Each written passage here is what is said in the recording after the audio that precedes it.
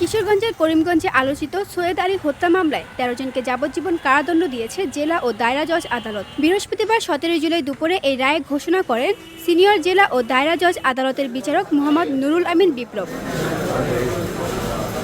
রায়ে বলা হয়েছে, দণ্ডপ্রাপ্ত প্রত্যেক আসামিকে ১০,০০০ টাকা অর্থদণ্ড, অনাদায়ে আরও ১ বছর কারাদণ্ড ভোগ করতে হবে। রায় ঘোষণার সময় ১৩ জন আসামির মধ্যে ৭ জন আদালতে উপস্থিত ছিলেন, বাকি ৬ জন রয়েছেন পলাতক। দণ্ডপ্রাপ্ত আসামিরা এবং নিহত সৈয়দ আলী সকলেই করিমগঞ্জ উপজেলার দেউপুর গ্রামের কজলাহাটি এলাকার বাসিন্দা।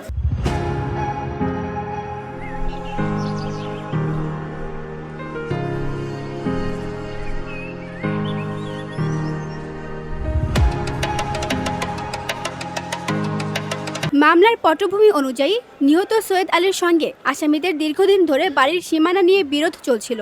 ২০১৬ সালের ২৩শে মার্চ নিয়ামতপুর বাস স্ট্যান্ড বাজারে একটি ফার্মেসি থেকে ওষুধ আনতে গেলে আসামিরা পরিকল্পিতভাবে দেশীয় অস্ত্র দিয়ে সৈয়দ আলীর ওপর হামলা চালায়। এতে তিনি গুরুতর আহত হন।